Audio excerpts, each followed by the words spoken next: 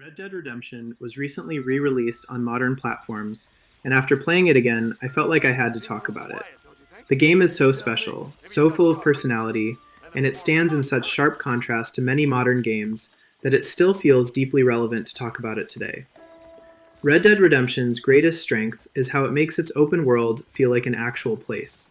A place that feels lonely, a place that feels uncomfortable, a place that somehow feels peaceful at the same time. Red Dead Redemption is a game that makes you feel something, even when nothing is happening. In this video, I will talk about why Red Dead Redemption is a masterclass in immersion, in grounding the player in a sense of place. It is rare for a game to feel immersive in such a pungent, almost tactile way, even rarer today. It's difficult to pinpoint exactly why this is the case, but one thing is certain: it is impossible to move through Red Dead Redemption's world and feel nothing. The game is full of charm and quirks, typical of the era of games it belongs to, but also very typical of Rockstar. Rockstar has always excelled at grounding the player in a setting and making the world itself the most important character in their games. As I was playing through Red Dead, I felt a plethora of emotions I couldn't quite put my finger on, and I couldn't help but think about how special a game has to be to achieve that. At the same time, the game manages to convey loneliness, eeriness, and peace, often all at once. Riding through the prairies on your horse, you find yourself looking up at the moon and the incredible skybox, filled with awe, peace, and contemplation. But at the same time, you also feel deeply lonely, traveling through such a poor, dry, and abandoned land. Because the game takes place in such a barren land, it could have easily fallen into one of two traps, either being faithful to the source material, the Wild West, but feeling too empty, or being very dynamic but straying away from a realistic depiction of the Wild West. The only way to thread that needle is exactly what Rockstar has done here. The game is barren and oftentimes quite empty, but that does not take away from its personality, aura, or charm. In fact, that emptiness is the personality of the game. Red Dead Redemption perfectly captures what it feels like to be alone, left to your own luck. It can be empowering, yes.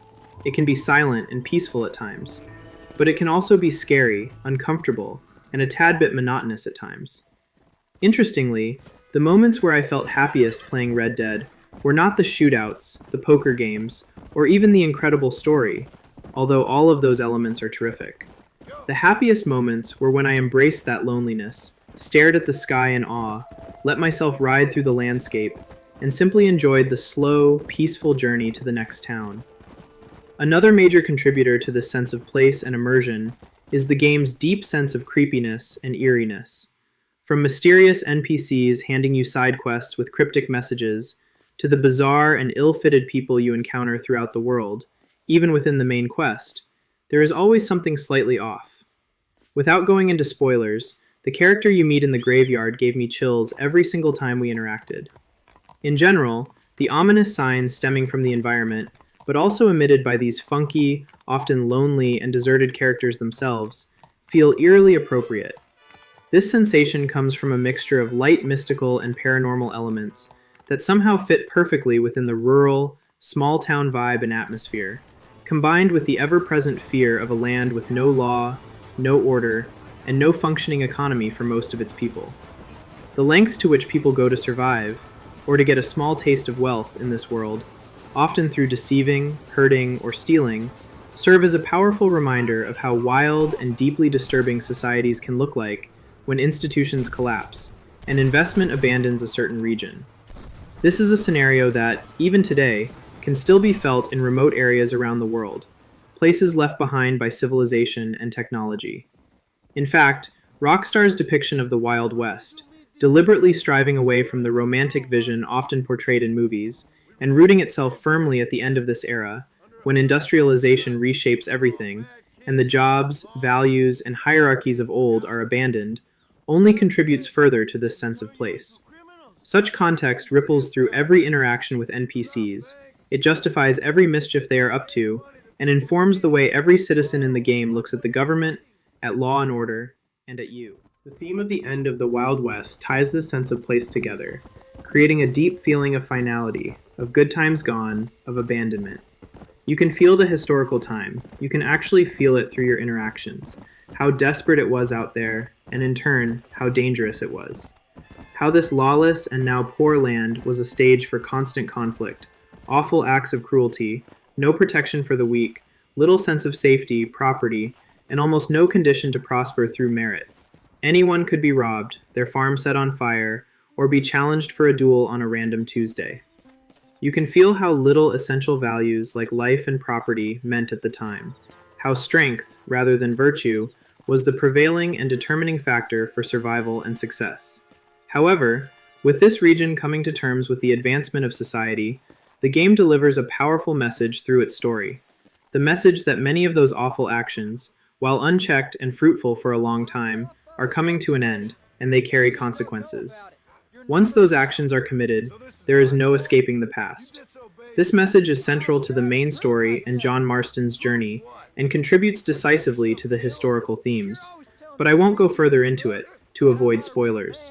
However, I can say that the narrative reinforces the idea that as structure and values return, and as the Wild West fades away, actions do matter and have consequences. And as much as people can change, evolve, improve, they can never escape from their past. Two final points I would like to shout out that greatly contribute to the game's sense of place and immersion. The first one is the music.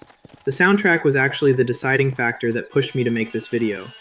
From the single piano notes when riding through the world, contributing to the eeriness and loneliness of the place, to the incredible guitar themes in Mexico, and finally culminating in the Compass song after a crucial story beat, this is easily one of the greatest soundtracks of all time. The second one is the characters, in particular, John Marston himself. The character interactions I mentioned earlier, as I said, make the world feel alive and unique, masterfully conveying some of the game's main themes. But John Marston stands out as a truly exceptional protagonist.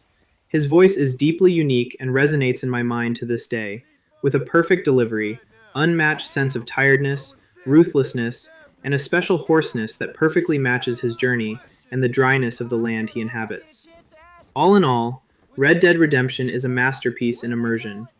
It was one of the first games to depict a historical period with such success, in my opinion.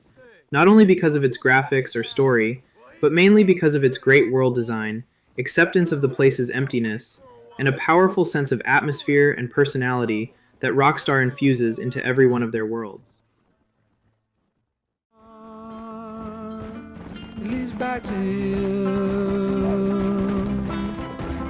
and I know the only compass that I need, oh, is the one